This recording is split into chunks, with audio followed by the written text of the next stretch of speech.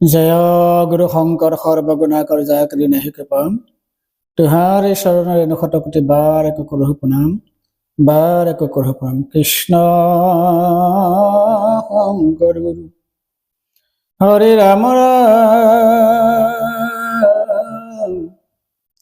राम राम राम राम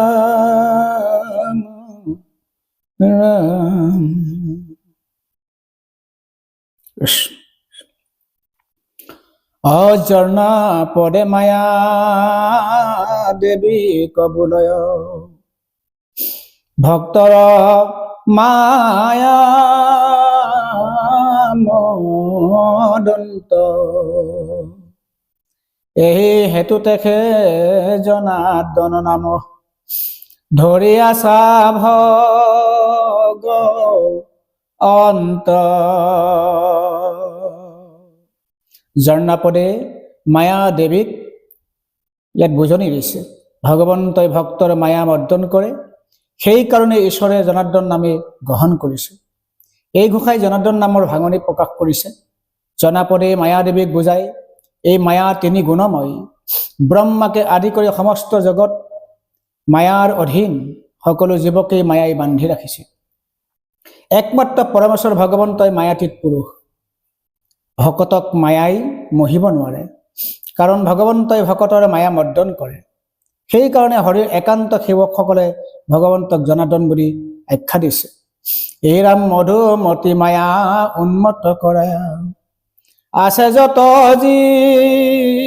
জীৱগণ অভক্তৰ মায়াক পীড়ন নিমিত্তে বোলয় মধ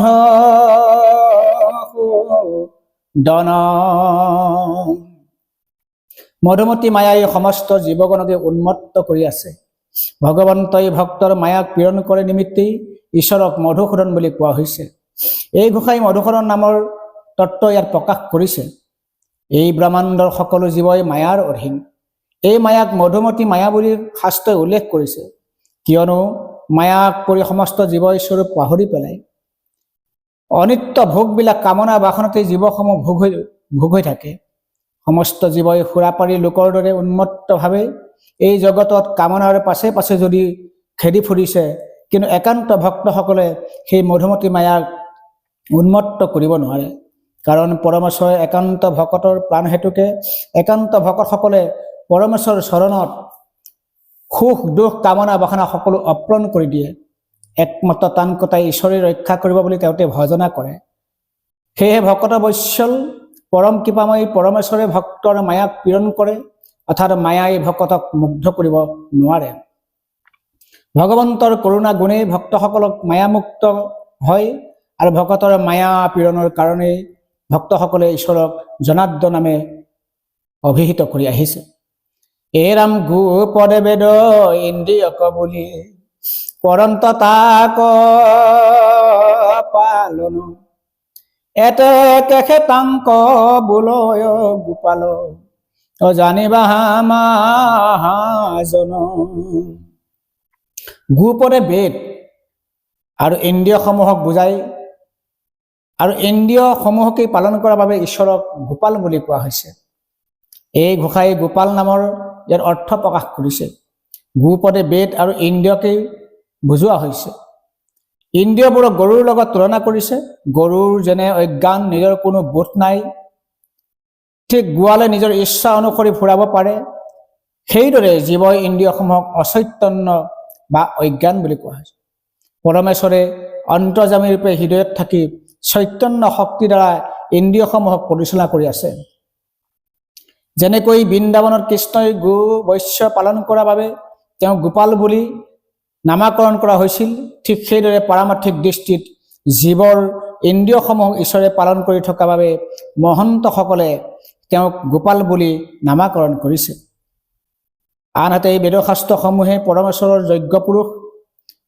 সমস্ত বেদশাস্ত্ৰ ঈশ্বৰৰ ভূমিস্বৰূপ বেদবিহিত সকলো যাগ যজ্ঞ আদিৰ ভোক্তাসকলৰ একমাত্ৰ পৰমেশ্বৰেই এতেকে তেওঁ বেদৰো পালক বেদ শব্দ গো বাহক সেয়েহে বেদৰো পালনকৰ্তা বাবে আত্মিক দিশত তাত্ত্বিক দিশত ঈশ্বৰক গোপাল বুলি কোৱা হৈছে। গীতাত কৃষ্ণই অৰ্জুনক কৈছে, অহং হি সৰ্বযজ্ঞানং ভোক্তাস্য প্ৰভুৱেশ নতু মামাভিজনন্তি তদ্বেনা শাস্তিছত। অৰ্থাৎ মই সমস্ত যজ্ঞৰ ভোক্তা আৰু প্ৰভু, কিন্তু দেৱ পূজকসকলে মোক যথাযথ ৰূপে নাজানে, সেইকাৰণে তেওঁলোকে সংসাৰলৈ আহি পুনৰ আগমন ঘটি থাকে, অৰ্থাৎ মুক্তি নাপায়। অৰাম ইন্দ্ৰ আদি দেৱ গুৰ ইন্দ্ৰপতি কৰিলান তয়াভিষেক অপৰম প্ৰসিদ্ধ গোবিন্দ নামে ধৰিলা হৰে প্ৰত্যেক। ইন্দ্ৰ আদি দেৱতাসকলে ঈশ্বৰ কৃষ্ণৰ গুৰ ইন্দ্ৰৰ প্ৰতি অভিষেক কৰিছিল, সেইকাৰণে হৰিয়ে প্ৰসিদ্ধ গোবিন্দ নাম ধৰিলে। এই ঘোষাই ঈশ্বৰৰ গোবিন্দ নামক অম্ৰ ইয়াতে প্ৰকাশ কৰা হৈছে। এই ঘোষাৰ আঁৰত ভাগৱতৰ এটি আখ্যান আছে। গুৰ ইন্দ্ৰৰ অৰ্থ জগতৰ আদি ইন্দ্ৰ বা প্ৰভু। সেইকাৰণেই অৰাম দেখে কালে তাংক একোৱে প্ৰকাৰে কৰিতে নপাৰে আদি এতে কেখে তান পৰম প্ৰখ্যাত হৈ আছে নাময় অনাদি। ঈশ্বৰ অনাদি অসীম, দেখে কালে একোৱে তেওঁক বিচাৰি নাপায়, সেইকাৰণে ঈশ্বৰক অনাদি নামেৰে প্ৰসিদ্ধ কৰা হৈছে। এই ঘোষাই ঈশ্বৰৰ অনাদি নামৰ তত্ত্ব প্ৰকাশ কৰি ঈশ্বৰে যে এই অনন্ত সৃষ্টি প্ৰবাহ কোনোদিনেই আৰম্ভ কৰিছিল, তেওঁ দেশ কালে তেওঁ কোনো সীমা নিৰ্ণয় কৰিব পৰা নাই। এই অনন্ত সৃষ্টি দেশ কাল অৰ্থাৎ সমুদ্ৰই ব্যক্ত কৰিছে, আৰু অনন্ত সময় তেওঁৱেই সৃষ্ট, তেওঁৱেই লীলা বা লীন যাব।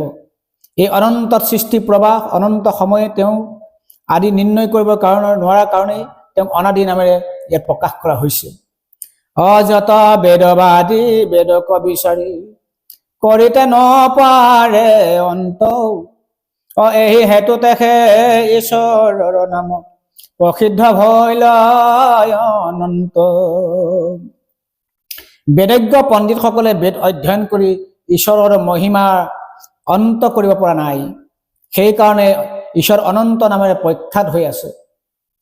ঈশ্বৰৰ অনন্ত মহিমা প্ৰকাশৰ বাবে বেদ সৃষ্টি কৰা হ'লেও বেদবাদীসকলে বেদ অধ্যয়ন কৰি ঈশ্বৰৰ মহিমা অন্ত কৰিব নোৱাৰে, কাৰণ ঈশ্বৰ বেদাতীত, অৰ্থাৎ বেদসমূহে ঈশ্বৰৰ অনন্ত মহিমা শক্তিৰ কিয়দাংশহে ইয়াত প্ৰকাশ কৰা হৈছে।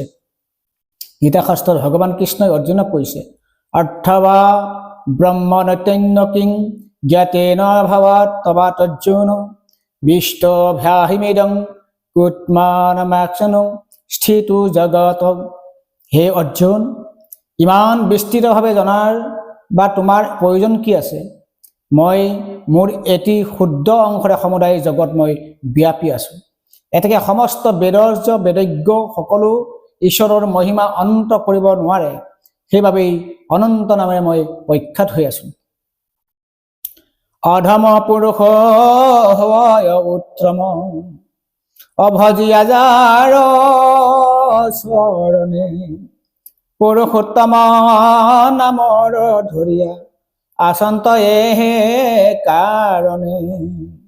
অধম পুৰুষসকলেও ঈশ্বৰৰ চৰণ ভজন কৰি উত্তম পদ পায়, সেইকাৰণে ঈশ্বৰক পুৰুষোত্তম নাম ধৰি ৰখা হৈছে। অধম পতিত সকলেও পতিত পাৱন হৰিক ভজনা কৰি অনাদি জন্মৰ পাপৰ বাসনা ক্ষয় কৰি উত্তম লোক হিচাপে স্বীকৃতি পাব পাৰে, সেইকাৰণে ভগৱন্তই তেওঁৰ নাম পুৰুষোত্তম হিচাপে অভিহিত কৰিছিল। অৰাম ক্ষৰ পদে ইটো দেৱক বোলয় অক্ষয় শব্দে উন্মত নিমিত্তে প্ৰখ্যাত পুৰুষোত্তম। ক্ষৰ পদে দেহক বুজাইছে আৰু অক্ষৰ পদে ব্ৰহ্মক বুজনি দিছে। এই দুইটো কৰি হৰি উত্তম কাৰণেই তেওঁক পুৰুষোত্তম নামেৰে জনা যায়। এই ঘোষাই পুৰুষোত্তম নামৰ অৰ্থ ইয়াত প্ৰকাশ কৰা হৈছে। প্ৰপঞ্চৰ জগতৰ সকলো পঞ্চভূতাত্মক শৰীৰ বা দেহকে ক্ষৰ বুলি কোৱা হৈছে, অৰ্থাৎ ই নশ্বৰ বা বিনাশী। কিন্তু অক্ষৰ পদে অবিনশ্বৰ বা বিনাশ নোহোৱা আত্মা বা জীৱক বুজনি দিয়া হৈছে। ইও ব্ৰহ্মকে বোলে। এই ক্ষৰ আৰু অক্ষৰ অৰ্থাৎ বিনাশী দেহ অবিনাশী জীৱ দুয়ো একেলগে থাকিলেও চৈতন্যৰ প্ৰকাশ ইয়াত নঘটে। পৰমেশ্বৰৰ এই দুইতকৈ উত্তম। পৰমেশ্বৰৰ পৰশতেই ক্ষৰ আৰু অক্ষৰ দুয়োকে প্ৰকাশৰ বিদ্যমান। সেইকাৰণেই পুৰুষোত্তম নামেৰে তেওঁ প্ৰখ্যাত হৈ আছে। গীতা শাস্ত্ৰত ভগৱান কৃষ্ণই পুনৰ কৈছে, নাবিমৌ পুৰুষ লোকে ক্ষৰা স্বাক্ষৰ এৱশ্য ক্ষৰ সৰ্বাণি ভূতানি কুটস্থুস্খৰ উচ্চতে। এই সংসাৰত ক্ষৰ আৰু অক্ষয় এই দুইটা পুৰুষ বৰ্তমান সমস্ত ভূততেই বিৰাজমান হৈ আছে। ক্ষৰ আৰু অক্ষৰ কুটেশ্য অক্ষৰ বোলে। অৰ্থাৎ যিহেতু মই ক্ষৰ অতীত আৰু অক্ষৰতকৈ প্ৰকৃতিতকৈ সেইকাৰণে বেদত লৌকিক কথাটো মই পুৰুষোত্তম। অৰাম প্ৰকৃতি পুৰুষ দ্বৈত কৰি পৰ দ্বয়োহান নিজকাৰণ পৰম ঈশ্বৰ নামক ধৰিয়া আচাতত নাৰায়ণ। প্ৰকৃতি আৰু পুৰুষ দুয়োতেই এজন পৰম পুৰুষ আছে, তেওঁৱেই হ'ল শ্ৰেষ্ঠ। প্ৰকৃতি আৰু পুৰুষ দুয়োৱেই পৰম পুৰুষেই নিজৰ কাৰণ। সেইকাৰণে পৰমেশ্বৰে নাৰায়ণ নাম ধৰি অৱতাৰ গ্ৰহণ কৰিছে। এই ঘোষাত প্ৰকৃতি আৰু পুৰুষ দুয়োৰে নিজৰ কাৰণ পৰমেশ্বৰৰ নামৰ ইয়াত অৰ্থ প্ৰকাশ কৰিছে। পৰমেশ্বৰ নাৰায়ণে প্ৰকৃতি পুৰুষ তত্ত্বৰ স্ৰষ্টা। সমস্ত প্ৰপঞ্চ জগতৰ এই প্ৰকৃতি আৰু পুৰুষ তত্ত্ব বিৰাজমান। কিন্তু এই দুই তত্ত্বৰ মূল কাৰণ হৈছে পৰমেশ্বৰ। প্ৰকৃতি পুৰুষ দুয়োকেই পৰমেশ্বৰৰ সৃষ্টি কৰিছে কাৰণে ইয়াক আশ্ৰয়দান প্ৰদান কৰা হৈছে। এই প্ৰকৃতি পুৰুষ দুয়োৰেই চৈতন্য আৰু নিয়ন্তা শক্তি একমাত্ৰ পৰমেশ্বৰ কৃষ্ণই। এই প্ৰকৃতি পুৰুষে সংখ্যাত উল্লেখ কৰা প্ৰকৃতি পুৰুষ তত্ত্বকে বুজোৱা হৈছে। চৰাচৰ জগতত প্ৰকৃতি স্বৰূপ আৰু জীৱাত্মা পুৰুষ স্বৰূপ। এই পুৰুষ প্ৰকৃতি দুয়োৰেই কাৰণ পৰমেশ্বৰ, সেইকাৰণে তেওঁক নাৰায়ণ বুলি কোৱা হৈছে। অৰাম কৰ্ম অনুসাৰে এইটো জগতক পালন্ত হৰে সাক্ষাৎ এহে হেতু তেখে জগন্নাথ নাম আচন্ত হৈয়া পৰীক্ষাত। এই ঘোষাত জগন্নাথ নামৰ অৰ্থ ইয়াত প্ৰকাশ কৰা হ'ল। জীৱসমূহে সত ৰজ তম গুণৰ প্ৰভাৱত সৎ আৰু অসৎ কৰ্মত লিপ্ত হয়। সেই কৰ্ম অনুসাৰেই সুকৰ্মৰ সুফল আৰু কুকৰ্মৰ কুফল ভাষণ ভুগিবলগীয়া হয়। জীৱসমূহৰ শুভাকৰ্মত স্ৰষ্টা দ্ৰষ্টা সাক্ষাৎ কৰ্মফল দাতাৰূপে বিদ্যমান হৈ জগত পালন কৰি থকাৰ বাবেই জগন্নাথ নামেৰে ভগৱন্তৰ নাম প্ৰখ্যাত হৈ আছে। অৰাম ঈশ্বৰৰ সেৱা কৰন্তে জীৱৰ গোচয় মায়াৰ ভ্ৰম ব্ৰহ্ম পদে শুদ্ধ জীৱক বুলিয়া ঈশ্বৰ পৰম ব্ৰহ্ম। ঈশ্বৰ সেৱা কৰোঁতে কৰোঁতে জীৱই মায়াৰ ভ্ৰম গুচে আৰু ব্ৰহ্মপদে শুদ্ধ হৈ জীৱই মুক্তি লাভ কৰে। সেইকাৰণে ঈশ্বৰকেই পৰম ব্ৰহ্ম বুলি কোৱা হৈছে। এই ঘোষাটো এই পৰম ব্ৰহ্ম কাক কয় তাক প্ৰকাশ কৰাইছে। এই জগতত জীৱই মায়াৰ অধীনত নিজৰ স্বৰূপ পাহৰি অসৎ কৰ্মত লিপ্ত হৈ পৰে। ৰজত সৰ্প জ্ঞান কৰাৰ দৰেই জীৱই মায়া গুণৰ দ্বাৰা প্ৰভাৱান্বিত হৈ অসত্য জগতকেই সত্য জ্ঞান কৰে। মায়াজনিত জলজ্ঞানৰ কাৰণেই জীৱই পৰমেশ্বৰক নাজানে। অৰ্থাৎ জীৱই পৰমেশ্বৰৰ অংশস্বৰূপ শুদ্ধ ব্ৰহ্ম এই জগতত সম্ভেদ নাপায়। কিন্তু জীৱই যেতিয়া ঈশ্বৰৰ সেৱা কৰি থাকে তেতিয়া জীৱই মায়াৰ চমদানবিলাক দূৰ হয়, ভ্ৰম জ্ঞান দূৰ হয় আৰু জীৱ যে পৰমেশ্বৰৰ অংশ সেই স্বৰূপটো উপলব্ধি কৰিব পাৰে। জীৱই মানে ঈশ্বৰৰ অংশ অৰ্থাৎ শুভ ব্ৰহ্ম শুদ্ধ ব্ৰহ্ম ঈশ্বৰ পৰমেশ্বৰৰ জগতত জীৱসমূহক স্ৰষ্টা কৰাৰ কাৰণেই তেওঁক পৰম ব্ৰহ্ম বুলি কোৱা হৈছে। অনন্ত জমী ৰূপে জীৱ আদি কৰি নিয়মান্ত সমস্ত কৌ এই হেতু তেখে পৰমাত্মা পদে বুলি জানা ঈশ্বৰ।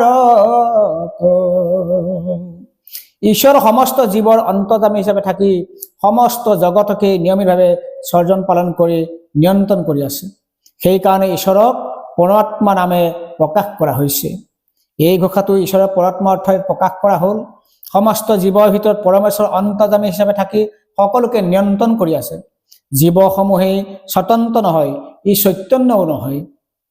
জড় ইন্দ্ৰিয়সমূহক লৈ জীৱ প্ৰকাশ হলেও চৈতন্য শক্তিৰ অভাৱত জীৱ ক্ৰিয়াশীল নহয়। পৰমেশ্বৰে অন্তৰ্যামী সমস্ত জীৱৰ হৃদয়ত বাস কৰি জীৱৰ সকলো কৰ্ম শক্তিকেই হৃৎপণ্ডিত হৈ নিয়ন্ত্ৰণ কৰি আছে। সেইকাৰণে তেওঁক পৰমাত্মা নামেৰে অভিহিত কৰা হৈছে। এ ৰাম ব্ৰহ্ম পৰমাত্মা কৰিয়া যিহেতু ঐশ্বৰ্য নাহি অন্ত, এহে হেতু মায়া মহন্ত সকলে বোলে তাংক ভগৱন্ত। এই ঘোষাত ভাগৱতৰ উল্লেখ কৰা অৰ্থ ইয়াত সন্ধান দিয়া হৈছে। একেটি তত্ত্বই সাধনা অনুসৰি তিনিটা ভাগত প্ৰকাশ কৰা হৈছে: ব্ৰহ্ম, পৰমাত্মা আৰু ভগৱান। এই তিনি তত্ত্বৰ ব্যাখ্যা তুলনামূলকভাৱে এনেদৰে দিব পাৰি: সূৰ্যৰ ৰশ্মিসমূহ জলকুম্ভত প্ৰতিফলিত, সূৰ্যই প্ৰতিবিম্ব, সেই সূৰ্য নিজেই অনন্ত জ্যোতি আৰু অগ্নিস্ফুলিংগৰ সমষ্টি। এই সূৰ্যৰ পৰাই অনন্ত ৰশ্মিৰাজি বিকশিত হৈ জগতত পোহৰ আৰু তাপদান কৰি আহিছে। এই জগতৰ তেজ, সেইদৰে ভগৱন্ত শব্দই সমস্ত ঐশ্বৰ্য শক্তিৰ আধাৰ আৰু আশ্ৰয়স্থলকে বুজাইছে।